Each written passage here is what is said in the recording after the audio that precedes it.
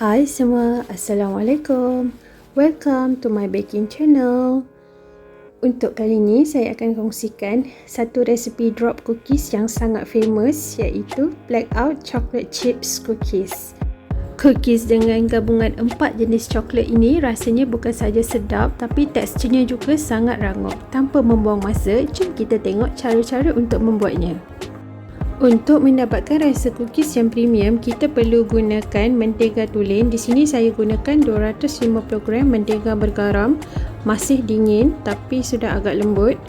Kita perlu lembutkan menggunakan spatula sehingga berkrim supaya mudah untuk dicampurkan dengan bahan-bahan lain. Masukkan gula perang lembut, gula caster ataupun gula pasir yang dikisar halus, kemudian tambahkan minyak jagung. Saya akan pakai hand whisk dan kita akan whisk sehingga adunan pucat, tidak perlu kembang. Tambahkan 1 biji telur grade A pada suhu bilik dan 1 sudu teh esen vanila. Kalau nak rasa yang lebih sedap, boleh pakai creamy vanila dan kita akan whisk sampai sebati. Kita boleh keluarkan whisk ni dan kita akan ayakkan cocoa powder, serbuk koko hitam, tepung jagung dan baking soda. Kita ayakkan 4 bahan ni dahulu. Sebelum tu kita kacau sekejap dan kita akan ayak ke dalam adunan. Kemudian kita masukkan tepung gandum. Di sini saya akan ayak separuh dahulu daripada sukatan tepung gandum dan adun sebati menggunakan spatula. Jangan adun terlalu lama, cukup sekadar tidak nampak tepung. Kemudian kita masukkan lagi separuh daripada tepung gandum. Adun sampai sebati sehingga tepung tidak lagi kelihatan. Jangan terlebih adun untuk elak biskut menjadi liat setelah dibakar. Dough cookies memang agak lembik. Kemudian kita masukkan 180 gram Callebaut dark calottes. Okey, packaging dia macam ni, pakai yang kod 811. Kita cincang dahulu. Seterusnya kita akan pakai 100 gram coklat compound susu. Yang ni saya pakai jenama Barrels. Kita cincang kasar dan kita masukkan ke dalam adunan. Kemudian tambahkan badam cincang yang telah dipanggang dan kita akan adun sehingga sekata. Tips untuk drop cookies yang lebih sedap rasanya, kita perlu simpan dahulu doughnya dalam peti sejuk. Saya akan pindahkan dough ni ke dalam bekas yang bertutup supaya mudah nak simpan. Kemudian kita akan simpan semalaman dalam peti sejuk sebelum kita gunakan. Dough yang telah disimpan, kita perlu keluarkan lebih kurang 2 jam sebelum kita bakar agar dough tu menjadi lembut supaya mudah kita nak pipe ke atas loyang. Kita akan siapkan plastik piping bag saiz besar dan masukkan sedikit atau sebahagian daripada dough.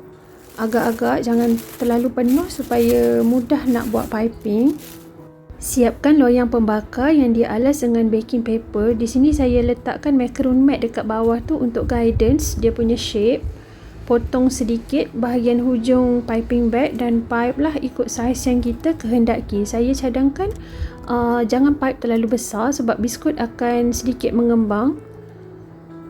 Dan kita perlu jarakkan sedikit antara biskut supaya tidak melekat satu sama lain setelah dibakar.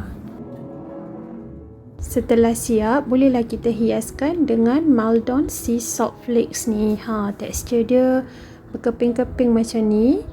Sea Salt Flakes ni dia bukan sahaja memberi sedikit rasa masin pada cookies, tapi juga memberikan tekstur rangup pada permukaan cookies. Setelah itu bolehlah bakar pada suhu 165 degree Celsius 20 ke 23 minit, api atas bawah. Ketuhar perlu panaskan dahulu dalam 15 minit. Okey, bagi yang bakar dua loyang sekaligus, bolehlah ubah posisi setelah separuh masa membakar. Dan kita akan bakarlah sampai selesai.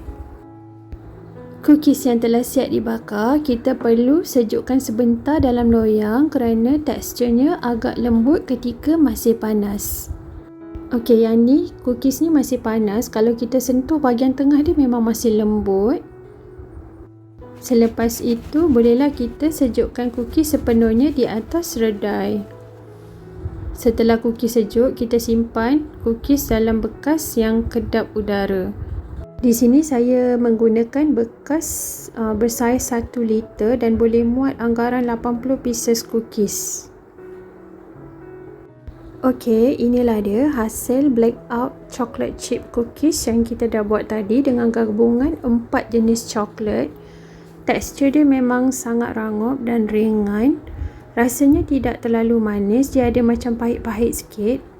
Okey, baiklah, saya harap anda berpuas hati dengan resipi kali ini. Thanks for watching. See you again. Assalamualaikum.